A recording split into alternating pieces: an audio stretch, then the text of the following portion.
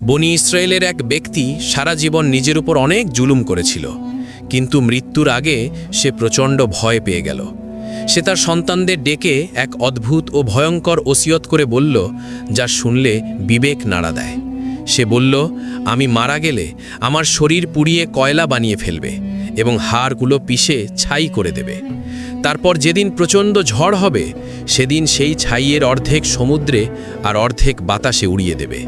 সে তার ছেলেদের বলল, আল্লাহর কসম, আল্লাহ যদি আমাকে ধরতে পারেন তবে এমন শাস্তি দেবেন যা জগতে কাউকে দেননি। তার মূর্খ ধারণা ছিল শরীর ধূলিকণা হয়ে উড়ে গেলে আল্লাহ হয়তো তাকে আর পুনর্জীবিত করতে পারবেন না। মৃত্যুর পর ছেলেরা ঠিক তাই করল, কিন্তু আল্লাহ মুহূর্তের মধ্যে জমিন ও সাগরকে হুকুম দিলেন তার সব অংশ ফিরিয়ে দিতে। চোখের পলকে সেই উড়ে যাওয়া ছাই একত্রিত হয়ে আল্লাহর সামনে জীবন্ত মানুষ হয়ে দাঁড়িয়ে গেল। মহান আল্লাহ তাকে জিজ্ঞেস করলেন, হে আমার বান্দা, তোমাকে কিসে এই কাজ করতে বাধ্য করল? লোকটি কাঁপতে কাঁপতে উত্তর দিল, হে আমার রব, শুধুই তোমার ভয়ে, যেন আমি তোমার পাকড়াও থেকে বাঁচতে পারি। যদিও সে আল্লাহর ক্ষমতা সম্পর্কে অজ্ঞ ছিল, কিন্তু তার অন্তরের ভয় ছিল একেবারেই খাঁটি ও সত্য।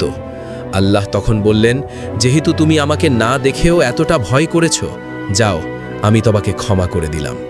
সুবহানাল্লাহ।